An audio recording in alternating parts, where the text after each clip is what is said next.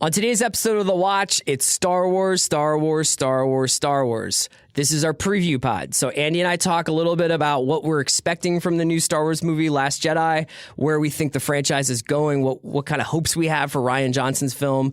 And then on Monday, we're going to be talking more about the film in the review way.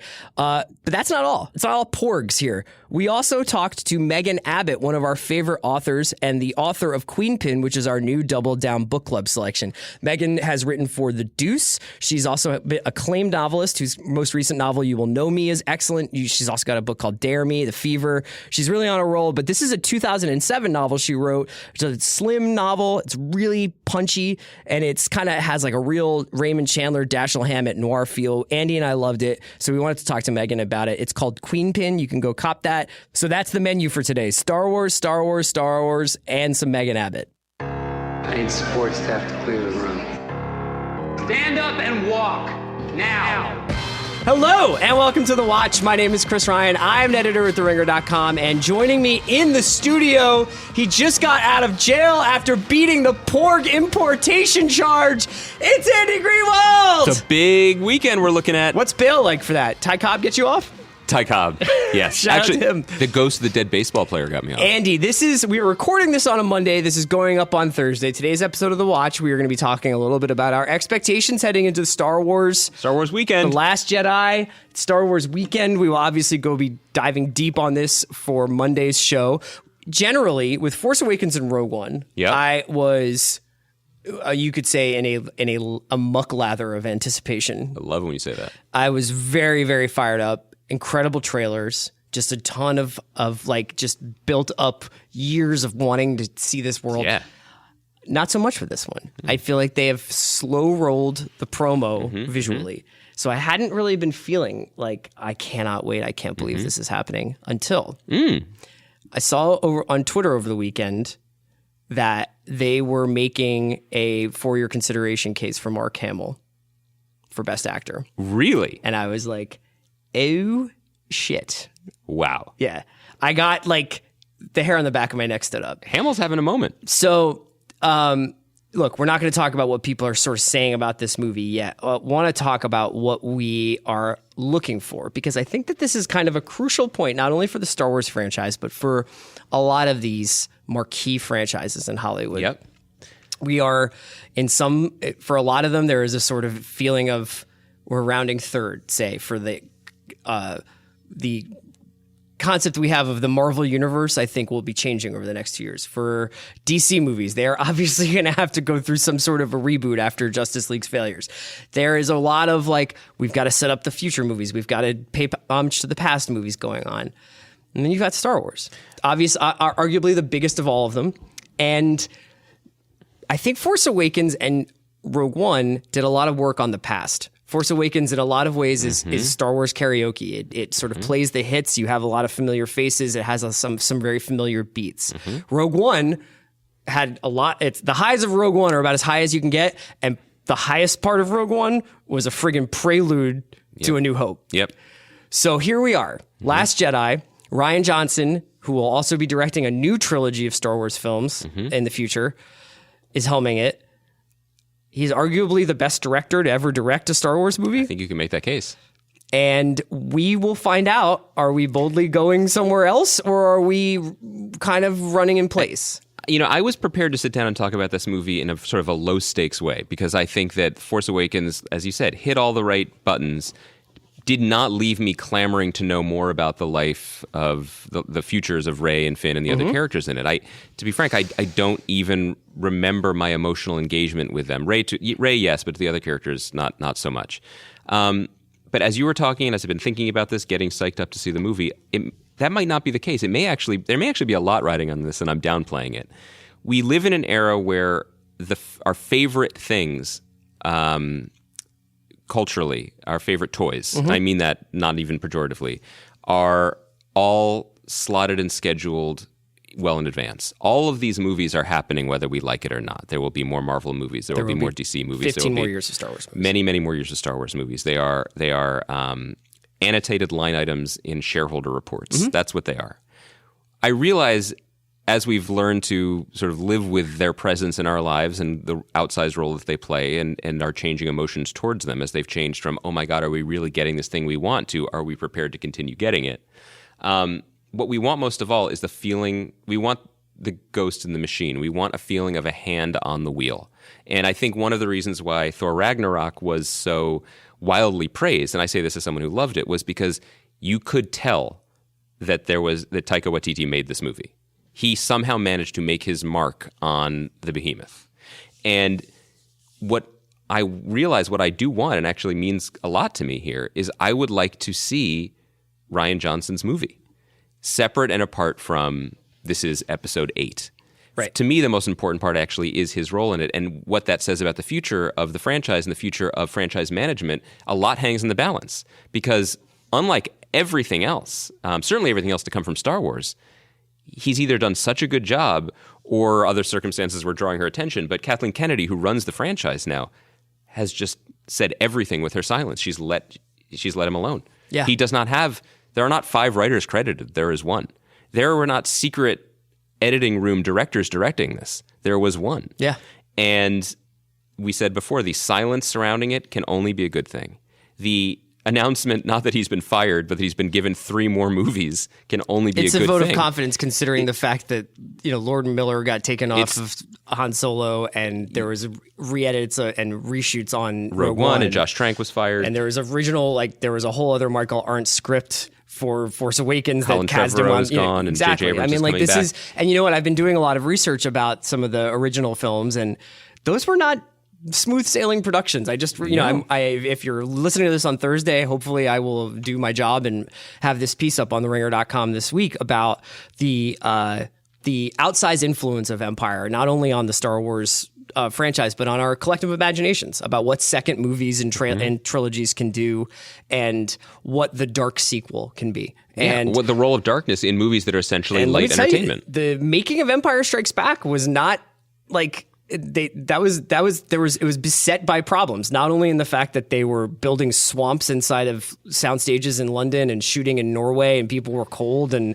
Harrison Ford was like, what is this shit? And Mark Hamill was like, this is crazy. I'm acting with Muppets for most of this movie. All valid concerns. Yeah, but Lee Brackett had written the original version of the script, then passed away, and then Lawrence Kasdan came in and fixed, did some work on it. So it was a lot of, this is not new for these movies to have tumultuous production cycles, but that's the other element that I really wanted to talk to you about was, what's your darkness appetite?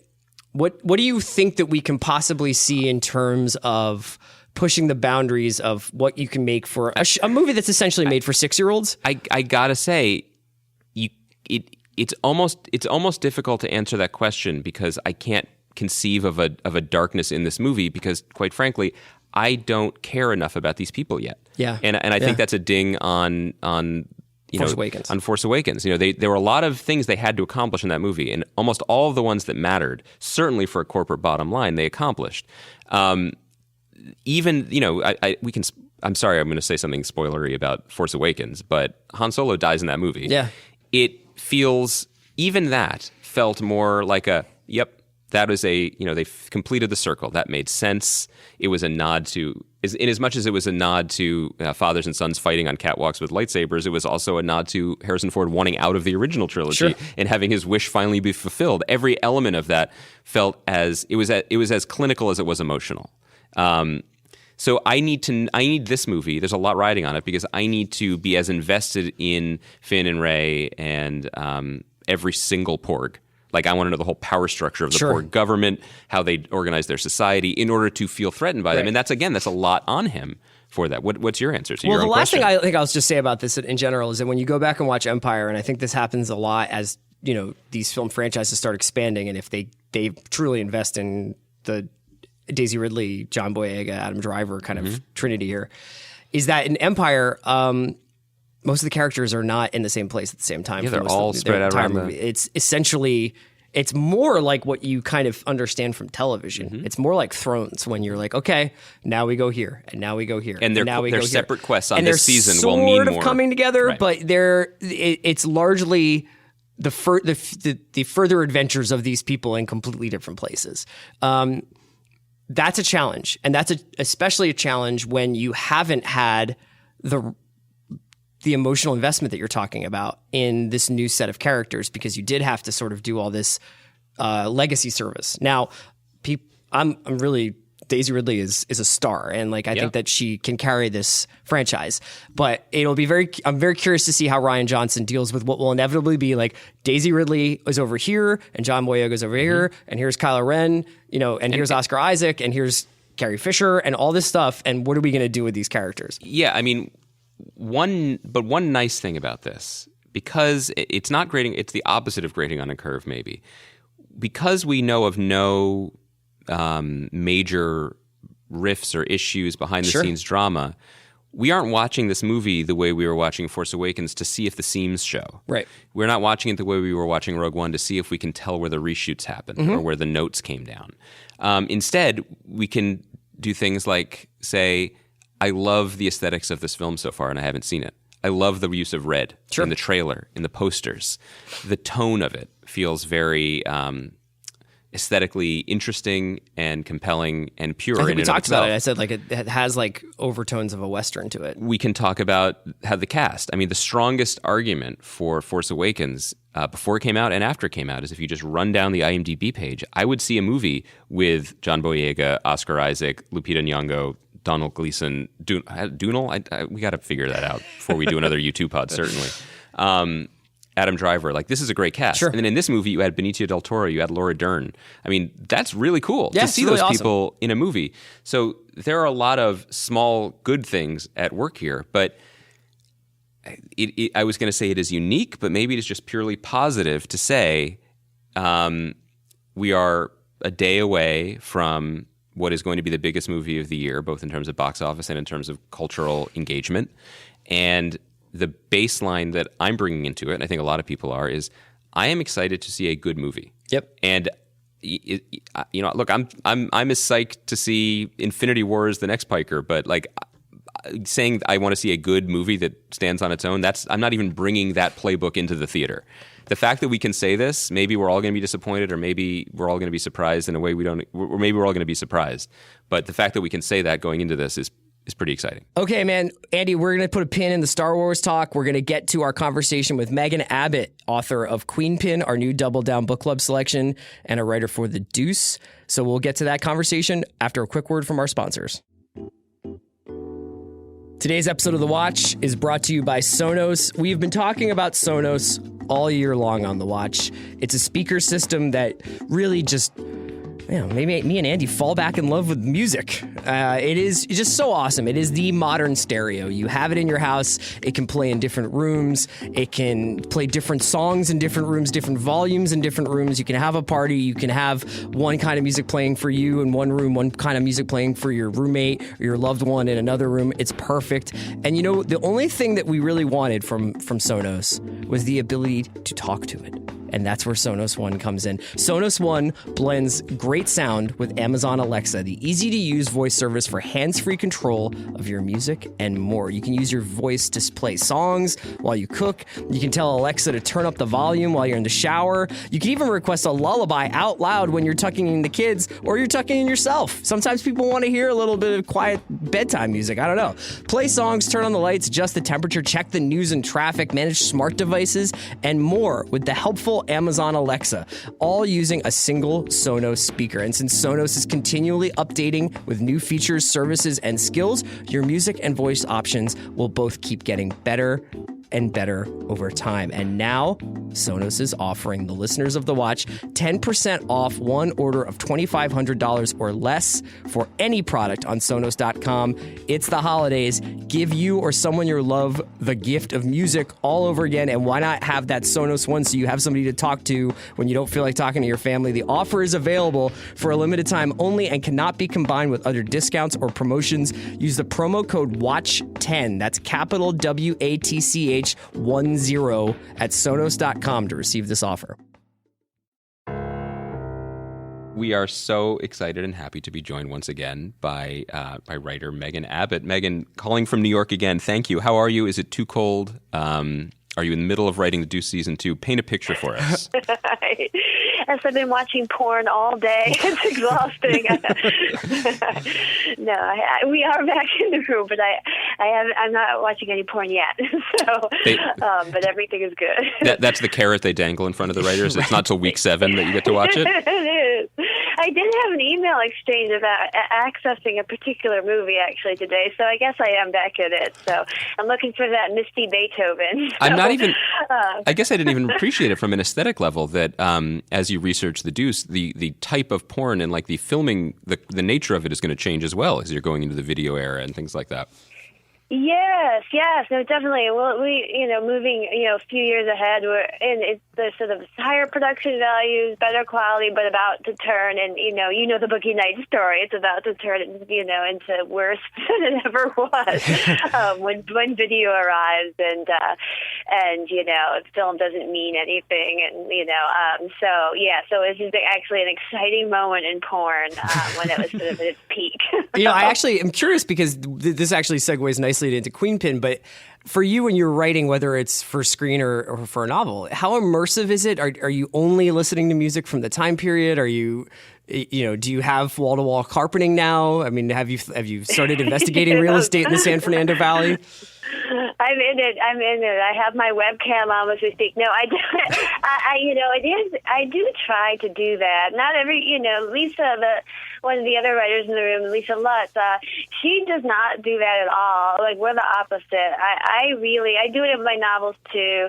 I just like to have the playlist. I like to have, the pictures to look at, and, I like to look at, New York magazines from the 70s, sure. To see the articles, it just helps me somehow, especially with the way people speak, maybe more than anything, to get out of my own rhythm, and sort of the world we live in now. And right now it seems particularly enticing to go back into the past, even the 70s. So. Really, to go anywhere sounds pretty good. Yeah. We want to, of course, talk to you about the latest selection from our Double Down Book Club, Queenpin. But before we do it, we have unfinished business with you and to some degree with our listeners because we, Chris and I both love Mindhunter, and we did not talk about the last few episodes of it, which, having watched them, I think are the best of the season. And you expressed to us, I think even on Twitter, that you are down for this conversation. So yes. Please, I'm down. I'm totally help us complete this conversation. Why did you? What were you? Because I think you were a little bit reticent at first. What got you into the show, and then what strikes you as the strongest part of it? Yeah, I was so resistant. I can't even tell you. I had no plan to watch it, and I think it's really because I as a crime novelist who really started reading crime fiction in the 80s. Loved the serial killer, FBI. That was sort of when it all began. The Thomas Harris and all those sort of narratives, and it was thrilling to me.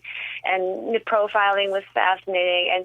And then the saturation of that story and the sort of, I guess in some ways, the degradation of that story over time as it had been, sort of becomes a copy of a copy of a copy. I had just grown so fatigued by it, with the exception of something like Hannibal that really turns it around. I didn't think I could be, Hannibal the TV show, I didn't think I could be enticed in, but it really was listening to your podcast and hearing Chris talk about it, rave about it. I think I don't remember, Chris, you had seen it first, or you were in it more first, and so I started to think about it, and a few people I know kept asking me if I'd seen it. They seemed to have strong feelings, pro or con. So then I just sort of fell into it halfway, and then, by the second episode, I was in it. Just seemed different in every way than what I was expecting. Yeah, I mean, Fincher, I think one of the great things about it is that it's not unlike crime fiction. Crime novels where there are only so many sort of ways to skin a cat and only so many stories to tell, but the slight adjustments that they make tonally in terms of casting, obviously the visuals are unique because they're largely from the mind of Fincher. It just throws you off a little bit because it is a very familiar story and it does have some of this familiar pitfalls of that story. But, the way that they treat the subject matter is so unique and curious, but also reticent, and you can feel the sort of the filmmakers thinking about the subject matter as the characters in the show are thinking about the subject matter. What was sort of, is there any storyline from it or performance that jumped out at you? Yeah, well, I loved Tench. I'd never seen that actor before. He's what really drew me in at the beginning. I think that Jonathan Groff is excellent, and I think by the end, I thought his performance was totally bravuro, especially the final episode. But it was his partner. I don't know the name of the actor. Holt McCallany. Yeah, he won me over, but I think in part, and this goes to the larger issue of why I thought, just as you say, I thought they were figuring it out as it went, and they were kind of deconstructing all the tropes as each episode went along. And for me, the largest one they deconstructed is this notion of the super rational macho profiler who sort of brings all his sort of brain power to this and somehow has mastery over it. And of course, we see that, especially in the last two episodes, completely unravel, and this sort of, it gets exposed, that sort of fantasy, that arrogance in Holden Ford's, as those episodes go on, it's sort of belief that he understands everything. That starts to unravel, and it starts to feel weirdly like this deconstruction of a real toxic masculinity, which felt very prescient. Yes, and also I think a really strong rebuttal to a generation of TV, which has basically lionized and I don't even mean prestige TV, quote unquote, although it's there too, but in procedural TV, ever since House, the impossible genius who can break down absolutely really everything. A lot on House's front porch there. Look, I love House, but it's been that's been degraded slightly in the intervening years. But yeah, exactly as you said, that maybe that person isn't that healthy, or it really doesn't have it all figured out. If you can identify that you're being dumped just by looking at a wine glass on a porch. One other Mindhunter question I had to ask you was, for me, the strongest episode of the season was the 8th episode, which is about the foot tickling, the principal and the school. And it's such a wild and surprising detour for a series. And I'm a sucker for it's not really a bottle episode, but I'm a sucker for a surprising detour, particularly late in the season. But to me, it was so deeply unsettling because it left you in such a wonderfully ambiguous or horribly ambiguous place. And in a lot of ways, it reminded me of a lot of your writing as well, where the intimacy of everyday gestures can be wildly misunderstood or misconstrued, and things can happen from them. I was curious if you were struck by the same thing and what your take on it was.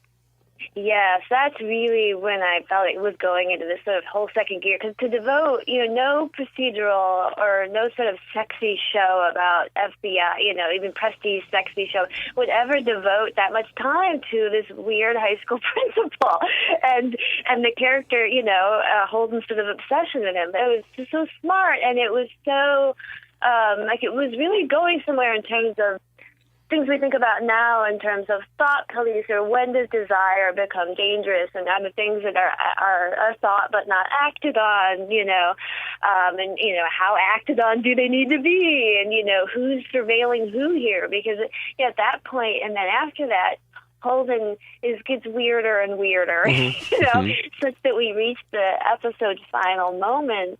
And we all these sort of categories, these clean, neat distinctions, sort of disintegrated in a classic Fincher way, in the best of Fincher, in the Zodiac Fincher. Yeah, I mean, it's such an incredible moment where you feel like any other version of this show leans into him becoming Sherlock, where nobody believes in him, and then they're like, "Oh, you've done it again! You've done it again!" And it's just he doesn't do it. People are appalled at him. The way he makes one situation way worse, and essentially ends his own. He's puts his career on the line. Speaking of Tench, the looks that McCallany gives to Jonathan Groff as they physically change. This is also directorial, but the way that he suddenly gets in office and they move away from him physically, it's so we see it happen. We notice things that the character, the genius, doesn't notice. Megan, one of the things that I think we could tie this to your writing too is just that a lot of the show is about almost the hubris of trying to articulate or give order to what is essentially, for most people, I think, something that they can barely understand, which is this: what is depravity, what is deviance, what is evil. And Holden is trying to give it this new set of vocabulary, this new vocabulary. But that is often what a writer like you is challenged to do, which is to sort of give form to something that is for a lot of people incomprehensible, whether it's evil or whether it's just the leaning into our worst impulses. And I was wondering, in terms of Queenpin, which obviously has a really jabbing staccato style, that when you're thinking about the style of how you're going to write a book, how much does that come into play in terms of how you're going to articulate these incredibly dark themes? Yeah, I do. I think about that issue a lot because I always feel like, all fiction isn't a genre, but let's just say genre fiction. Genre fiction always has certain principles. People who read genre fiction tend to read a lot of books, and there's certain expectations in terms of your narrative that require a certain tidiness. There's certain, you set out a question, you want to kind of answer it. Doesn't necessarily mean a traditional mystery, with the clues and a solution, but you want it to be satisfying to those readers who read a lot of crime fiction. Mm-hmm. But I also want to satisfy those readers who are readers like me that really believe in ambiguity is really where we're all at, and the gray area is where we all live in, and we all have dark desires and urges. And so when I sort of construct a story, I want to be tidy enough that both readers, and sometimes often they're the same reader, but there's conflicting impulses of them, is to satisfy it from the person that's looking for a story about a crime or criminals, and seeing justice get paid, or seeing them pay for their deserts or run away, and get away with it, but also this other weirder stuff that has unspooled in the book gets to sort of continue to trickle out forever. I love that you use the word desire, because that to me is the dominant sensation of Queenpin. Obviously, those of us who love reading books like this, we love to wallow a little bit. We love to go to these dark places, into these dark worlds. But often the characters we visit with when we're reading the books, especially if we're from the perspective of cops, they're tasked with cleaning it up to some degree. And they travel through those worlds, but they try not to get too dirty. Often they do. Sometimes there's not really a sense of honesty about the desire to go to those places, just full stop. And reading Queenpin as the character descends, your writing never shies away from the deep physical desire that she feels for her relationship with Gloria, for being able to go to the track and be looked at a certain way, and then ultimately for the guy who sort of sinks the whole thing when she meets him. How do you navigate that? I guess I don't even have a question there. I'm sort of highlighting something that I find so fascinating and really striking about your work. And I just love to hear you talk more about it. Well, yeah, I think it's sort of, in some ways, that's always what I'm writing about, sort of the lapsed Catholic in me, but it's such a desire to me. It's sort of fascinating, and it's particularly female desire and how uncomfortable it makes people, and by which I also include women.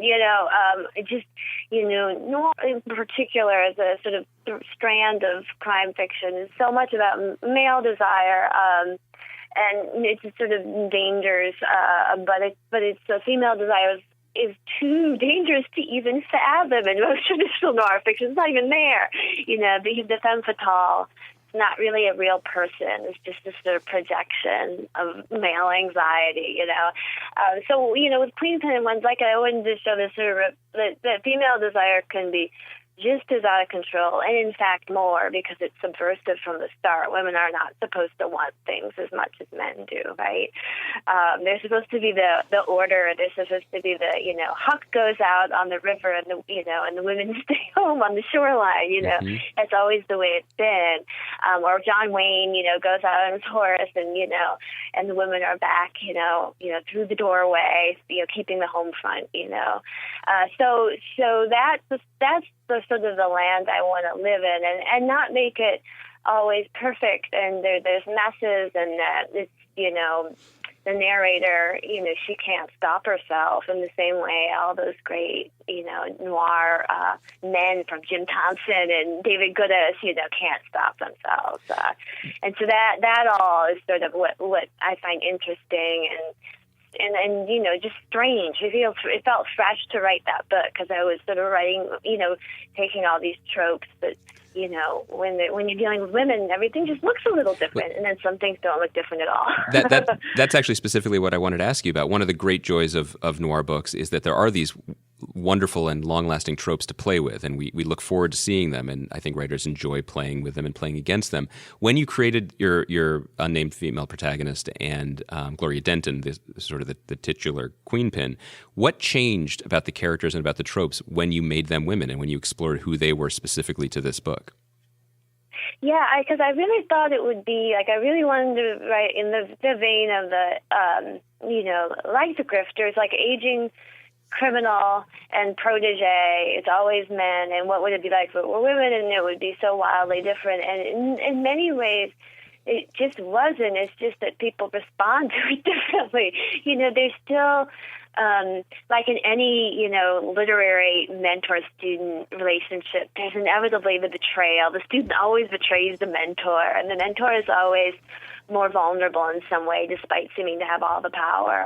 So that all unfolded without me trying in the sort of classic way. But somehow the stakes seemed so much higher because these were women, and there were women operating in these male universes. The mob, casino world, the world of gambling, the world of cops. So the stakes they were the things that changed most of all. There's a feeling for me, compared to some of your more recent work, like say Fever, where I feel like this book, the tone of the book very much matches the atmosphere of the book. So there's a real rapid snare drum kind of quality to the language. It rat-a-tats. And then you obviously, I think that your writing has really evolved since then. How much it's not, I don't want to say did you feel like you were working with the instruments that were sort of passed down to you by people like Thompson and Chandler and the greats of those sort of 40s noir time, but were you feeling like, okay, I'm going to use the language of these great writers and then invert it in terms of both, like you're saying, the idea of female desire, but also just in terms of how you were going to have these people sound? I mean, inevitably there's going to be some differences there, but can you talk a little bit about working in that kind of hallowed ground? Yeah, it's so much out of love. I mean, those are the books that got me started writing, and the sort of rat-tat-tat certainly comes from me reading a lot of James Ellroy, so it's a love song to those writers. But yeah, it's just imagining what women in that world, how they would have to operate to exist in it, made everything sort of have this weird contortion to it. There, what room is there for a woman like Gloria Denton, who's who's based on a real person, Virginia Hill, who, I don't know if you saw the Warren Beatty Bugsy movie. Yeah, that's the Annette Bening. She plays Virginia Hill, but in real life, Virginia Hill, she was an attaché for the mob, and she really operated in that world, and men trusted her, and so that was really fascinating to me. But what you would have to do to yourself to operate in that world as a woman, a man is hard enough, but as a woman, that just made everything feel very heightened, which gave me permission, I think, to heighten the language and to heighten it, make it even more and more stylized. In some ways, it felt like inspired by those books also, but also so much by movies, that I would move as fast as a movie did, and everything, and it would try to be like the, Scorsese kind of cut, that kind of thing. So I think that had an influence on the style as well. Speaking of both books and movies, a title that Queenpin really reminded me of, and I'm very curious to hear your thoughts on, is In a Lonely Place by Dorothy Hughes, which is a novel from 1947, 60 years before Queenpin, actually, to the year, that became a very famous Humphrey Bogart film. Dorothy Hughes was a successful writer in the genre at the time, which I think made her sort of an outlier. She wrote about you can't read those books and not think about established systems of misogyny and how women were treated in the world, and as especially in a criminal world. But she was not, either she wasn't able to or she was not inspired to write from the purely female perspective as you did in Queenpin. I was wondering if you're familiar with her work, and then the differences obviously between what she was pursuing and what you were pursuing in this book. Yeah, that's my favorite. In A Lonely Place, the book and the movie, and if any of you have seen the movie with Humphrey Bogart and the great Gloria Graham is wonderful. The book is somewhat different, but it's this dovetails nicely with Mindhunter because, and this is not a spoiler, the book it's really about a male serial killer in post-war Los Angeles, and it's very much about gender and misogyny, but in the not in any obvious way. It feels like she understood something about, that's the moment that noir is born, right? Post-war America, disillusionment, guys coming back from the war and being afraid of that their women have, taken their jobs and slept with other men while they were gone. And so that's how you get all these femme fatales in film noir is birth. But, she understood that right when it was happening, which, and I'm just writing my way back into that era, so I do sort of kneel at her feet. In fact, New York Review Books just reissued that, and I wrote the afterword for it. That's exciting. So it was, I got to revisit it and talk about it in a contemporary context. But I think it's so interesting because he, weirdly like Holden and Mindhunter, he thinks he's in control. Yeah. In the way that we're so used to hearing serial killers represented, and he's completely out of control. And the women are so far ahead of him in the book.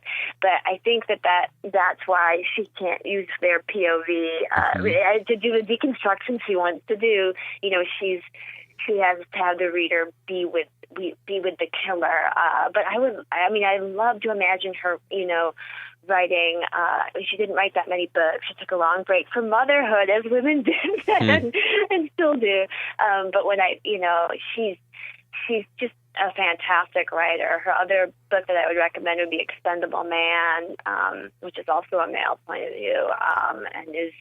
I would be a spoiler to reveal what it was about, but I think she understood something that none of the male writers at that time would have understood because they were actually embodying it. One of the best things about Queenpin to me is that the male characters in the book they are also tropes, and they are operating very much in the fixed way that we would expect them to, from the narrator's father to Vic himself to Amos Mackey, the sort of the big capo who appears in the second half of the book.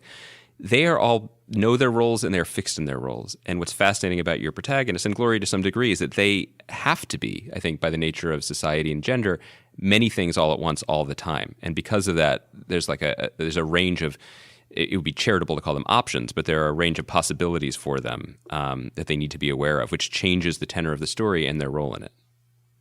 That's right. I mean, they're sort of, women have to be in masquerade. I guess it's the classic construction. They're always putting on different performances. And that's something it's sort of a constant in all my books is the notion, because I have a book, kind of all about cheerleaders, they're all putting on this sort of persona, all-American girl in those cases. And it's a way of,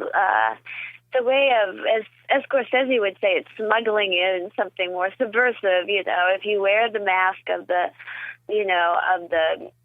femme fatale or the doll in the nightclub or the showgirl, you can get away with anything if you can wear that mask well enough. Sorry, I lost my train of thought for a moment.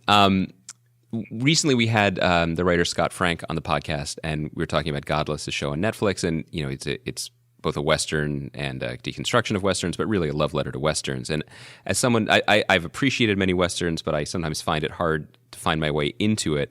I wonder if you could help us, and I'm with you on this one for sure, make the case for noir as a genre, both in your explorations of it and the classics. Like, what is it about this form that is so elastic and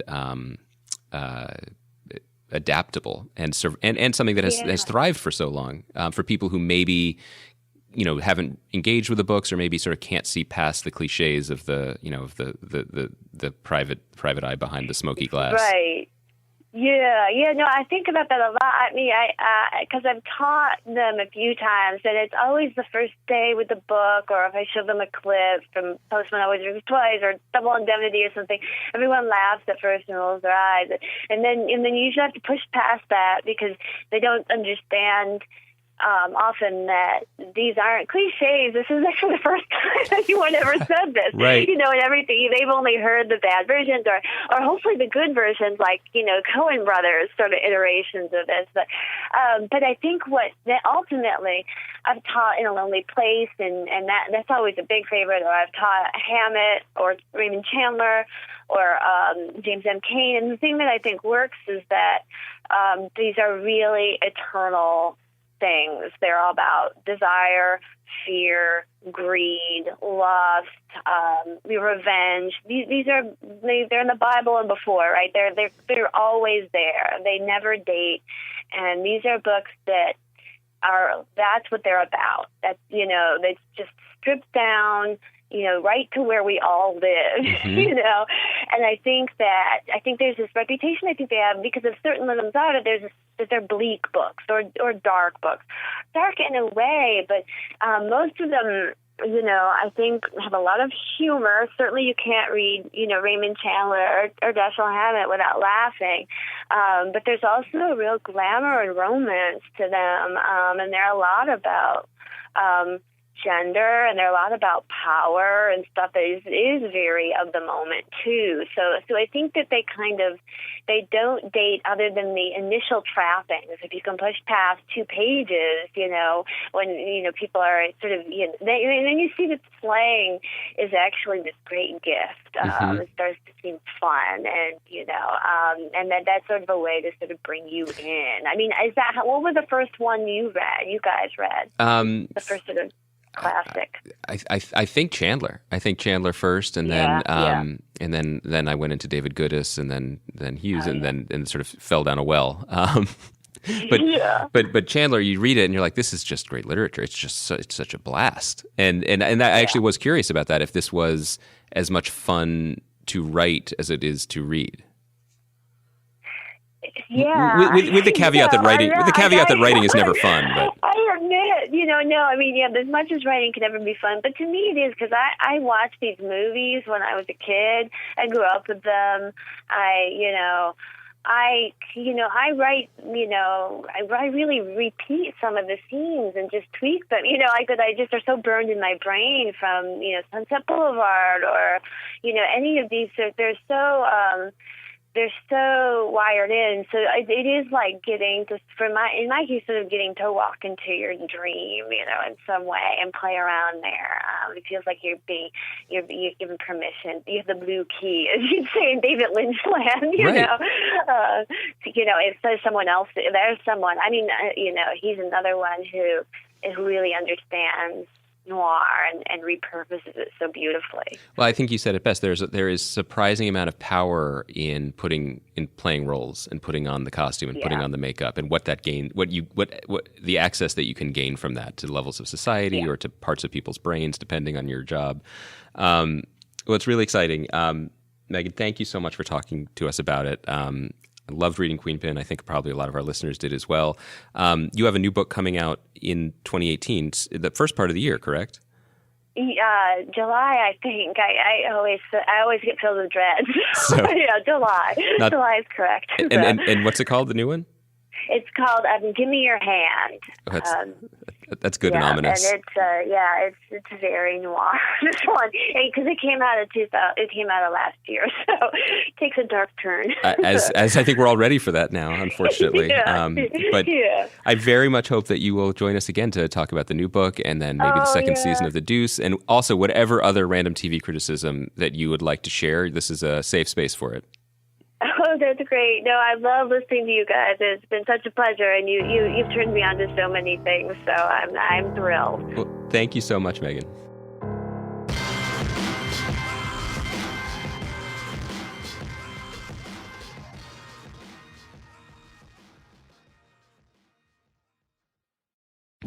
Today's episode of The Watch was brought to you by Sonos. You know how much Andy and I love using Sonos around the house. You just changes the way you listen to music in your apartment or home. All we wanted was to be able to talk back to our Sonos, and now we have it. Sonos One blends great sound with Amazon Alexa, the easy-to-use voice service for hands-free control of your music and more. You use your voice to play songs while you cook, turn up the volume while you're in the shower, turn down the volume when you're about to go to bed. You can even manage smart devices all using a single Sonos speaker, and for a limited time, Sonos is offering the listeners of The Watch 10% off of one order of $2,500 or less for any product on Sonos.com. Just use the promo code WATCH10. That's WATCH capital letters 10 at Sonos.com to receive this order.